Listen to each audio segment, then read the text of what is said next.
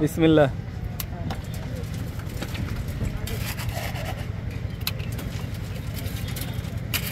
কালকে রাত 3টা পর্যন্ত থেকে গেছে ইঞ্জিনিয়ার। ঠিক আছে, আরে সমস্যা নাই।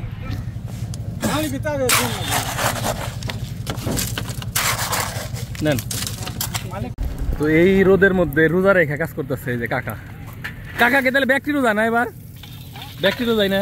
40-45 জন মানুষ কাজ করছে, তার মধ্যে আপনারা 3 জন মানুষ হলো রোজা রাখছেন। খুব খুশি হয়েছি, এই জন্য আমার পক্ষ থেকে আপনাকে এই উপহার। আসসালামু আলাইকুম, আশা করি সবাই ভালো আছেন। তো আলহামদুলিল্লাহ আমাদের ছাদের যে বিম সেটা রেডি। তো এখন হচ্ছে যে ইঞ্জিনিয়ার আসছে, উনি ইন্সপেক্ট করতেছে যে কোনো ধরনের ভুল টুল আছে কিনা। তো আমাদের ছাদে মানে গতানুগতিক ছাদের মতো না, হ্যাঁ, এখানে বিমেও কিছু পার্থক্য আছে। যেমন এখানে বারান্দাতে একটু কনসিল বিম দেওয়া হয়েছে, আবার এই যে এখান থেকে একটা কলাম হবে, মানে এই বিমের উপর থেকে একটা কলাম হবে, হ্যাঁ, ডিজাইনের কারণে। কলাম টু কলামের দূরত্ব 20 ফিটের কাছাকাছি আছে, সেখানে আমরা যে 20 মিলি রড ব্যবহার করছি। ওরে বাবা, এই জায়গায় এত রড কে নিচে? হ্যাঁ, এটার রিং একটু ঝুল বেশি। তারপরে এটার ভিতরে আবার ঘন কলাম আছে, এর জন্য এটা নিয়ে কোনো সমস্যা নাই। এটা পুরোটাই মনে হয় 16 মিলি। এটা 16 মিলি তাই না ব্যক্তি?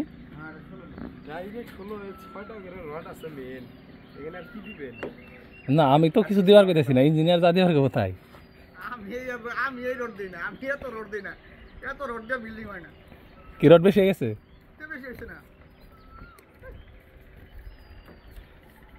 না, আমি কইছি যে একটু ভূমিকম্প প্রতিরোধ কইরা একটু বানায়েন, ঠিক আছে? 2-4টা রড বেশি লাগলে দিয়েন। হ্যাঁ, কারণ বলে আগের বাজার ভালো, পরের বাজার ভালো না। এখন আমার ধরেন 1 লাখ টাকা বিল্ডিংয়ে যদি বেশিও লাগে, তাও একটা মানসিক শান্তি, তাই না? যে না মোটামুটি তারপরে আল্লাহ নিয়ে গেলে ভাই আমরা যত যাই করি কিছু করতে পারব না, এটা যেমন ঠিক।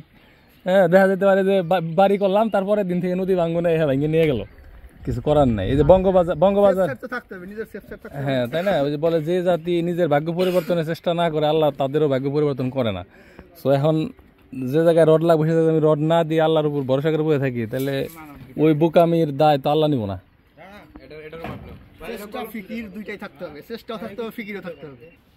তো আজকে ছাদে শীট বিছানো হচ্ছে, দেখেন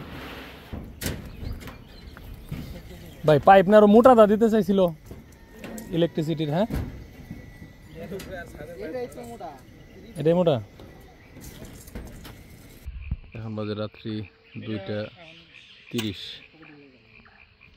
এখনো আমাদের ছাদের কাজ শেষ হয় নাই, সকালে ঢালাই, যার জন্য সবাই নাইট শিফটের কাজ করতেছে। তো রাতভর পরিশ্রমের পরে ফ্লোরের কাজ মোটামুটি শেষ। আজকে একটু পরের থেকে ঢালাইয়ের কাজ শুরু হবে। ঢালাইয়ের আগে বেশ কিছু জিনিস নিজ দায়িত্বে চেক দেওয়া লাগে, কারণ তারা ঢালাই দিয়ে দিলে তখন আর কিছু করা থাকবে না। হ্যাঁ, তখন তাদেরকে কিছু বললেও লাভ হবে না।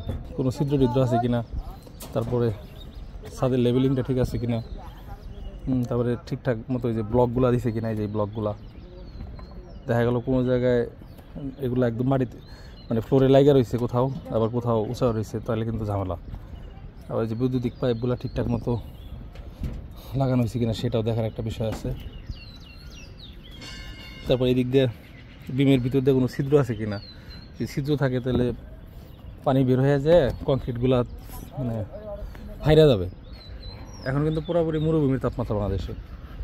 তো এই তাপে কংক্রিট আধা ঘন্টা পর থেকেই মানে পানি শূন্য হয়ে যায়।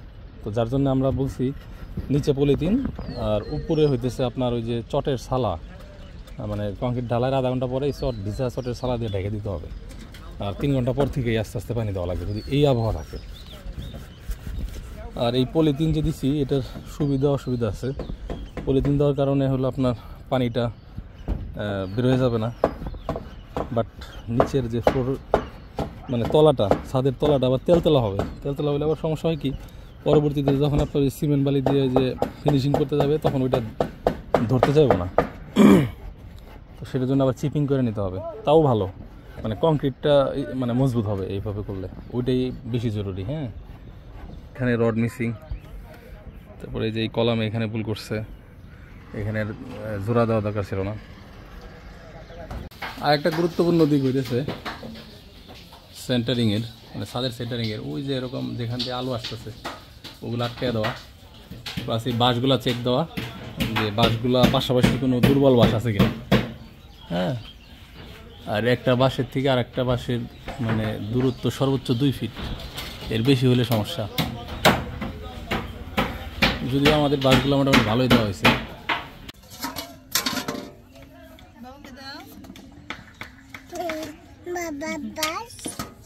তো বাঁশের এই সিঁড়ি দিয়ে আসলে উঠবে ছাদে। তো এখন হচ্ছে ছাদের লেভেল চেক করা হইতেছে, এইভাবে সুতা বসানো হয়েছে ওয়াটার লেভেল করে।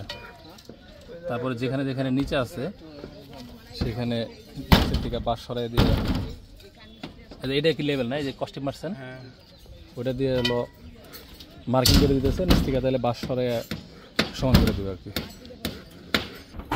ওই যে ওরা নিচ থেকে বাঁশ সরাইতেছে, বাঁশ সরানো বা বাঁশ উঁচা করে এইভাবে মানে পুরোটাই চেক দিবেন, তাই না? বিসমিল্লাহ।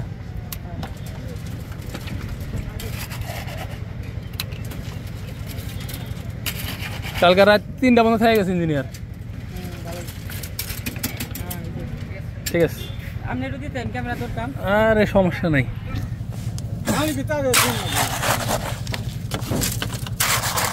নেন,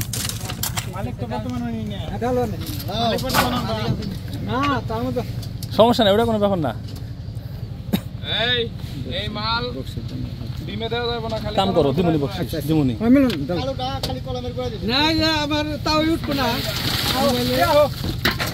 আর মাথা এই যে এই যে কাম হবো না, এই লোক দেবো না, আরো নিচের থেকে নামার লাগবো।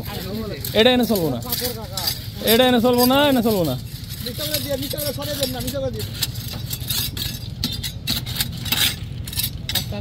মাথা নিচা করে আস্তে করে ডালানো লাগবো। হ্যাঁ হ্যাঁ, এই যে এইভাবে, ঠিক আছে, এই দোনাটা ঠিক আছে।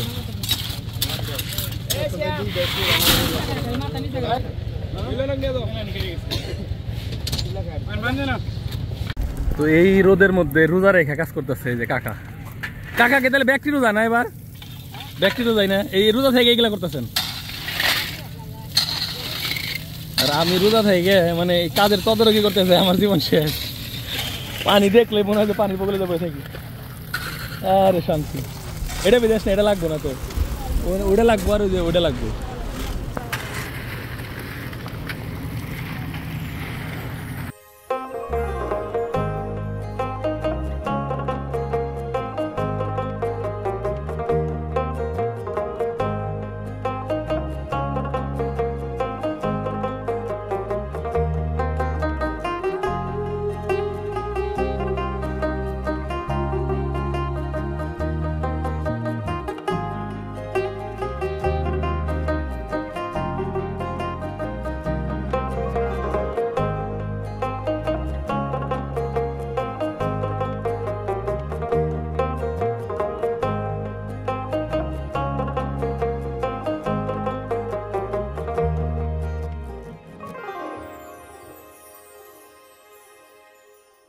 তো ওইদিকে ডালার কাজ চলতেছে, আর এইদিকে ডালায়ের লোকজনের জন্য রান্না বান্না।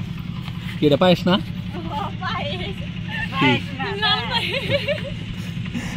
আচ্ছা, পায়েস রান্না হয়েছে, এটা ডাল, মাসকলের ডাল, গরুর মাংস আর ভাত।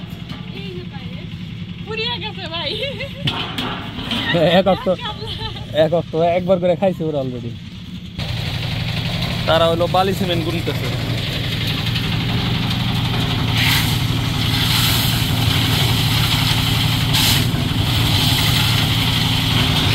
কটা হয়েছে? এই যে বালি গেল।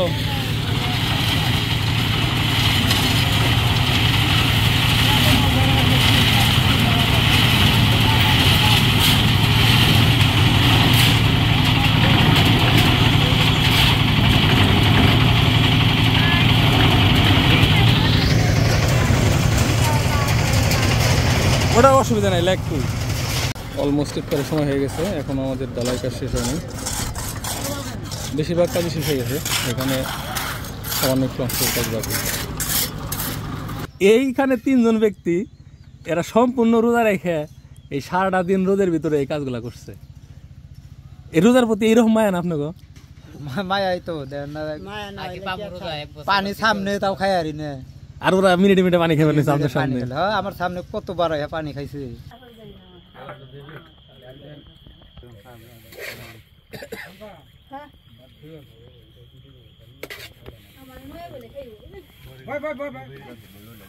ডালার মাঝখানে ব্রেক, কারণ আমাদের সিমেন্ট আর বালি ফুরে গেছে। তো পিক আপ নিয়ে তালিম গেছে ওগুলো আনতে, আর এই ফাঁকে লোকজন সবাই রে খাওয়াইতেছি। খাওয়ার পরে আর হয়তো 10 বস্তার মতো সিমেন্ট লাগবে ডালাইটা শেষ হইতে। তো চলেন দেখাই কতটুকু বাকি আছে। টিনের অবস্থা কেরাসিন, তাই না? টিন বাতিল করে লাগছে আমার।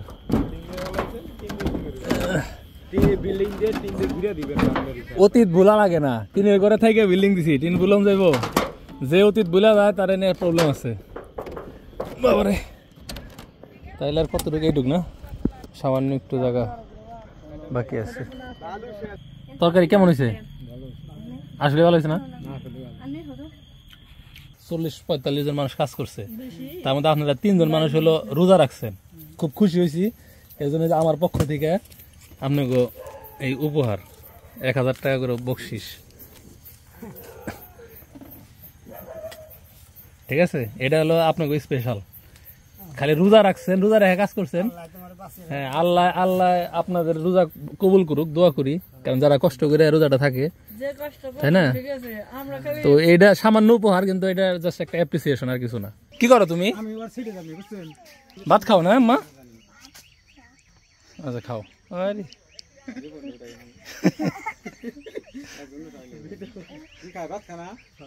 খুব মজা, ভাত কি খুব মজা।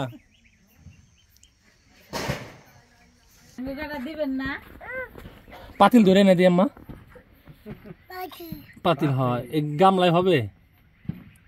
এত অল্প ভাতে হবে আপনার? এত অল্প ভাতে হবে বলেন? হ্যাঁ বাবা।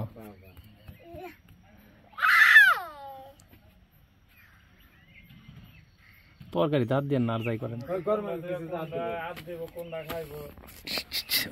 এটা হলো 1500, ঠিক আছে?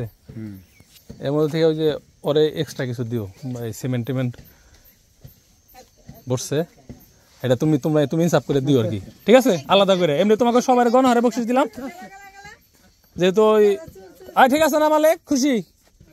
ঠিক আছে, যাও। তো আলহামদুলিল্লাহ আমাদের ঢালাইয়ের কাজ শেষ। এখন বাজে রাত 10টার সময় আমরা সবাই মিলে খাইতেছি। তো কালকে সকালে রেজাল্ট দিব আপনাদের কিরকম ঢালাই হইলো। তারপরে তুই বাইরে লাঠি নিয়ে এখন না নাকি? আর লাঠি নিয়ে এলে আর কিছু করার নাই, যাও আর সব আল্লাহর হাতে। এরা সর্বোচ্চ চেষ্টা করছে। তো যাই হোক, ধন্যবাদ সবাইকে যারা কষ্ট করে ভিডিও দেখছেন। ভালো থাকেন, আল্লাহ হাফেজ, আসসালামু আলাইকুম।